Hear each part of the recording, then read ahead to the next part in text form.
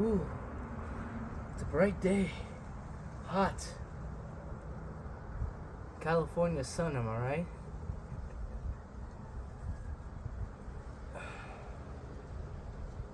It's hot as hell out here. I didn't even hit my PRs. In fact, I went down somehow, even though I trained consistently. It's the first time actually, let's say 4 months I've been doing the strength training that I've actually gone down, but I suppose we all have our setbacks. And I'm wearing socks with holes in them, so this is already a great day. But I wanted to talk about today. Jeez, I have no clue if you can even hear me with this wind. I'm gonna post it anyway, simply because I'm getting my foot. I just, starting. I doubt anyone's actually gonna see this video, let alone if I ever become popular, come back to the video. But I want to talk about parent persons. Now, a lot of people use that. Well, I think it's a good term. It's misused. So I want to kind of address how it's misused first before I get into why I think it's a good term and who it should actually be used for. So, parent persons is what a bunch of gay faggots. I can't say that word. Gay people who identify differently than their birth sex call themselves, and they're non-binary, right? So if you're not quite a woman, not quite a man, you're in this middle thing which doesn't actually exist.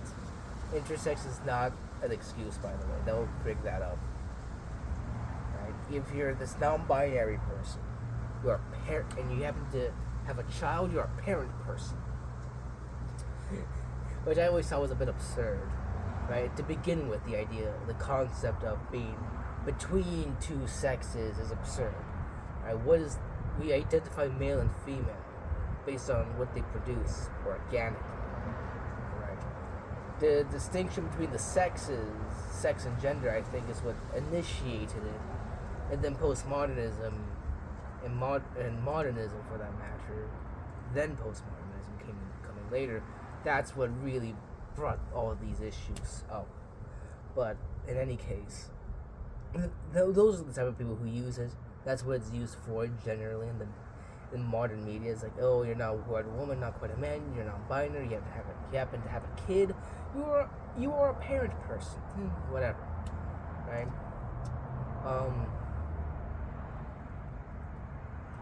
I think it's a good term for people who had children but were not ready, and therefore raised them incorrectly, and or people who happen to have children but actually don't really care about them. All they want to do is have sex, party, right? They'll hire a babysitter, they'll send them to school, send them to their friend's house, whatever it takes to not be around the kid.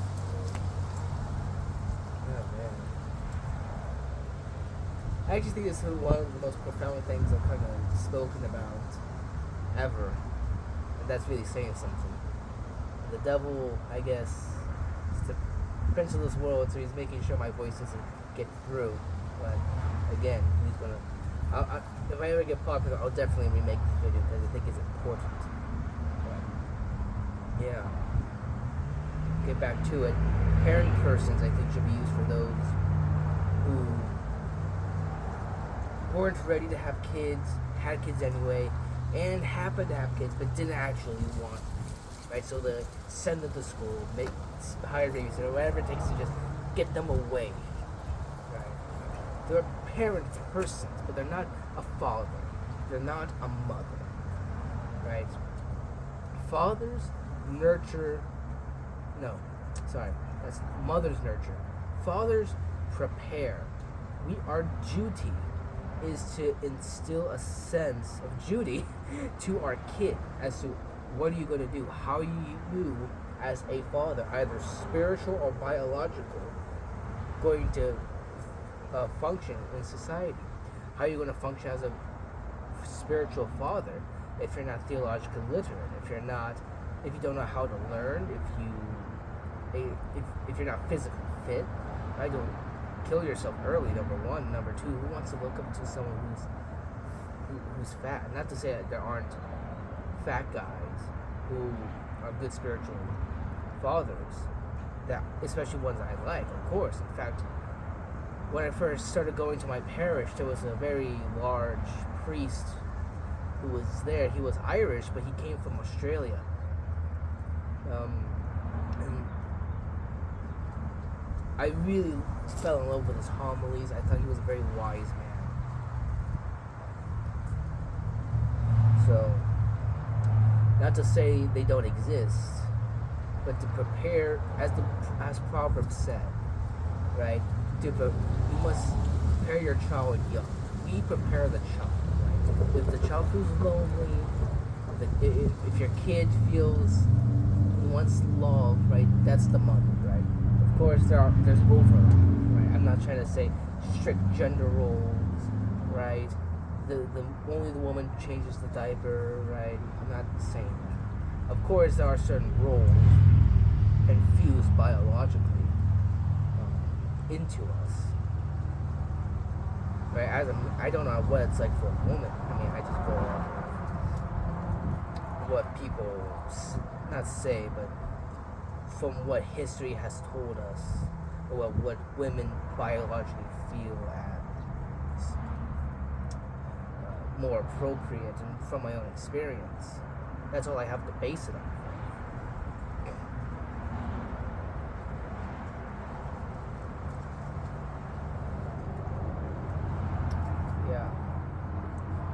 And too many times now have I found parent persons where essentially this person is hooking up in a bar, or with a guy from a bar, or from Tinder, or God knows what else, right? They did it wrong. She got pregnant, and abortion was either against her morals, although unprotected sex wasn't, or it was too expensive for whatever reason. Whatever the case may be. However, the child did miraculously not get aborted somehow, right? God bless that child for not getting aborted, right? But of course, like the mom didn't want it. But clearly, right? She was hooking up, but she just wanted pleasure, right? Pleasure without consequence, which is society's new favorite thing. Pleasure without consequence. Oh, watch porn, have candy, blah, blah, blah. No consequence. There's a consequence. So, too many times I see that. Which, I suppose the reason it's such a big deal to me. Is that gopher?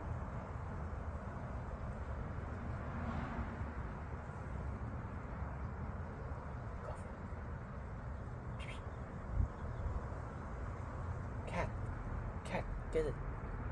We have a bunch of wild cats out here. There's one there, it's a black and white one. And he's sleeping. Yeah, there's literally one right there.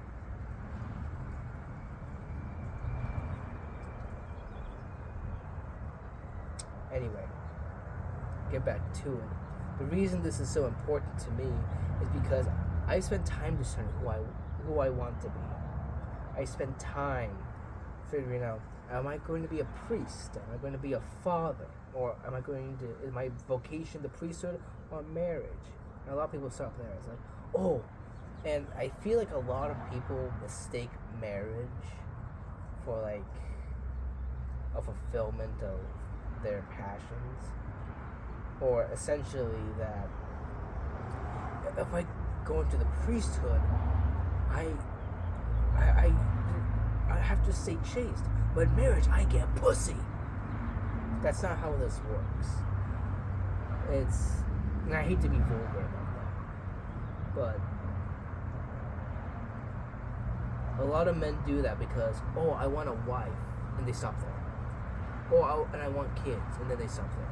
Right? How are you building those kids into something that can survive in the modern day and survive in the future day, like 10 years from now. Everyone's like, oh, well, AI looks like 10 years from now. You're not even thinking what your child's going to be like 5 years from now. It's absurd to me, right?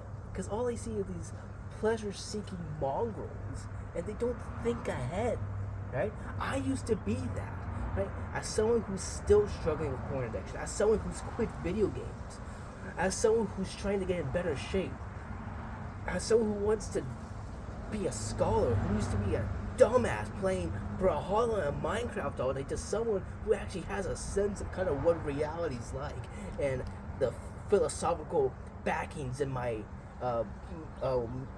worldview. It pisses me off because all of these people don't take the time to reflect. They don't, and that's what pisses me off.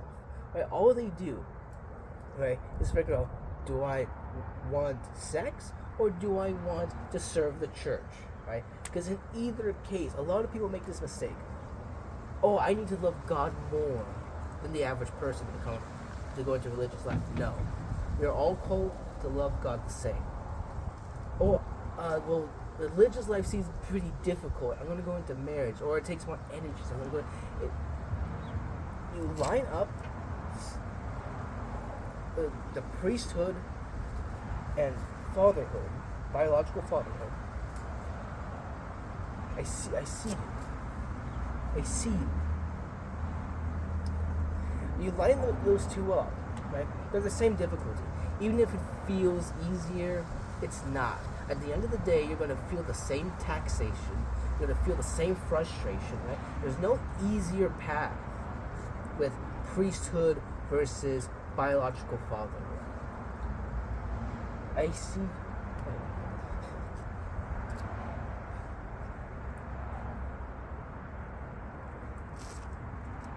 I can't believe a freaking Rhoda is distracting from this important video. But that's why I find it so important.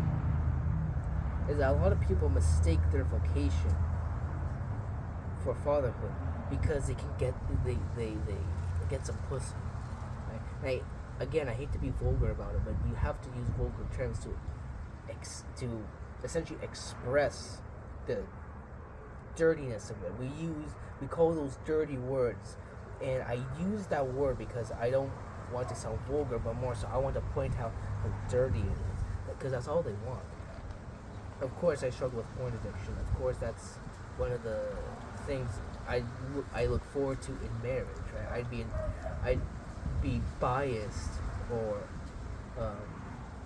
what's the word I'm looking for? I'd be unrealistic if I said, oh, yeah, I'm not looking forward to that at all.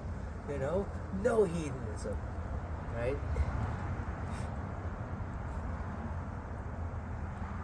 I'd be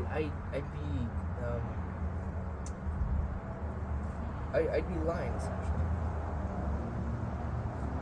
He's just here for the conversation. I'd be lying if I said, oh, I'm not looking forward to sex and marriage. Of course I am. But I also take that with a sense of duty, with a plan, right? I think any man who's like, oh yeah, no, eventually I'll raise kids. I'll get to it when it happens. If you're not planning ahead, what are you going to do? Are you going to put them in school? Which is a dumb idea. I don't know who would let. I don't care if it's a trusted school. I don't care if it's your parish's school, right? I don't care. If it's another person raising your kid, it's not you. You're not instilling them with your values. They're instilling them with their values. That's the issue. So that's why I'm going to homeschool my kids, at least for most of their life. They need to learn how to use some of the socialization things that they've learned, maybe finding a spouse or whatever, put them in that type of program. But other than that, nah, I'm raising my kid, thank you very much. Anyway, but you gotta think about that. It's like, well, do I want to be an entrepreneur? Do I want to be just employed? What do I want to do? Right? Is that going to allow me to pay all the bills, or will my wife have to work? If that's the case, then I have no choice but to send my kid to school. You have to figure that out. Right? A lot of people don't take the time to reflect, and maybe you don't have time. But if you don't have time, then it's not important to you. That's how I see it. You will make time. You will sacrifice something if it's important to you. Particularly sleep. The reason I know this is because everyone sacrifices their sleep for a video game, but they won't fucking sacrifice their sleep for their future wives and kids. A gamer will get less sleep than someone who's planning to become a father. And the father will say, I don't have time. No, you refuse to make time. Right? Not to say getting less sleep is healthy or anything. No, it's truthfully unhealthy to get less sleep. But realistically, if you actually saw that as your future, as like impending future here, you need to get ready for this, right? Say you had a fight coming up in 12 months, right? And you knew this, right? I've been called to fight. I've decided to fight. God has told me through revelation I will get a contract 3 months from the fight, and that I will fight within 12 months. I'm just going to sit around and do nothing. No, you learn how to fight. And these people are like, God will provide me with a spouse. Okay, where'd you get the spouse? Where'd you get the kid? And he's 5 years in, all this, that, whatever, right? What are you going to do? I don't know, man. I'll figure it out when I get there. I don't got the time to figure it out now. Bro. And he's gone. Or maybe that's a sign I've rambled on too much, but yeah. It's sad what the world has become. The life was so much more normal back in the day. When I say back in the day, in fact, I don't even mean like early 20th century. Now that I think back to it, that everything just seemed better in the 2000s, 2013, 2012. But maybe I was just immature. We were all immature. Maybe it was just nostalgia. I don't know.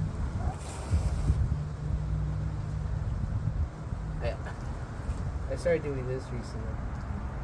This hand gesture. Well, I've been doing it for like a year now. Inspired by Andrew Tate. I just like it because it's unique. But now that I'm on video, I don't want people to think, Andrew Tate copycat, so now I'm instinctively trying to, oh, never mind. If I do this, it's because it's habit now and it looks cool, right? I'm not an Andrew Tate copycat. In fact, if I could, I want to change his mind on things, right? I mean, I'm Catholic, of course I do, right? Being Catholic, you can imagine the one thing I want to change his mind on. Oh no, you're still here. Hi, what's good, buddy? He's still there. Damn, okay.